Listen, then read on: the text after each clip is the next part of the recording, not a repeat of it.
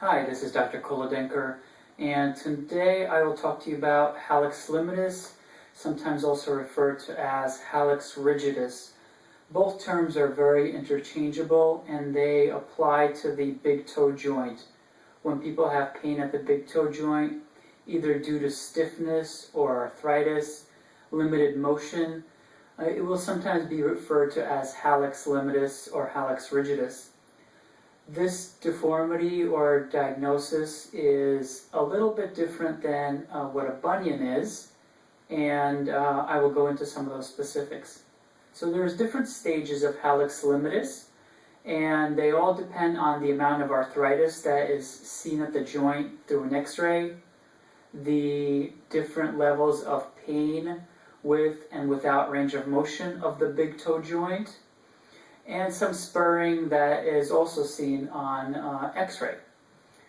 When people have Hallux Limitus, the treatments vary from conservative, being orthotics, steroid injections, different shoes, even physical therapy. I will focus more today talking about the different surgical approaches for Hallux Limitus when the conservative measures have failed. There are multiple ways to approach Hallux Limitus through surgery.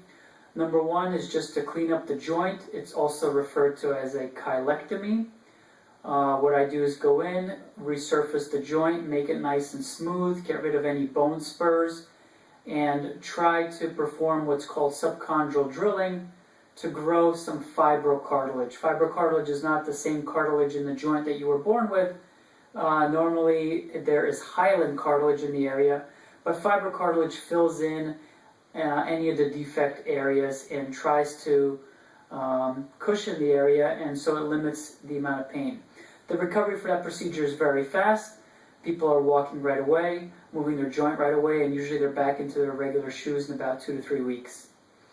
The middle option is joint replacement. And there are various areas of joint replacement. We could just replace the head. We could replace the base of the big toe, the proximal phalanx. We could replace both of them. And those are all good procedures. The recovery is a little bit longer just because there's more inflammation and slightly more pain involved, but they are very good options if the first treatment should fail.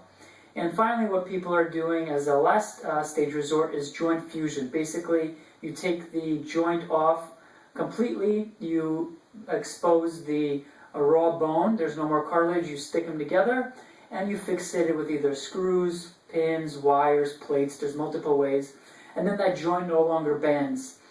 It's a very good option. I usually save it as a last resort, just because once the joint is fused, you will never be able to move it again.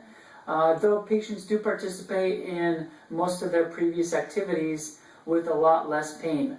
The recovery time for joint fusion is the longest just because we're waiting for joint and bone to heal together. Typically, bone heals on an average of 6 to 8 weeks. That doesn't mean that you're immobilized for that time period. It just usually means you have to take it easy and wait for the bone to heal up completely in order for the results to be optimal. If you have any questions about any conservative treatments or surgical options, please feel free to contact me in my office, 949-651-1202, or you could also email me at footpain@gmail.com. I look forward to hearing from you.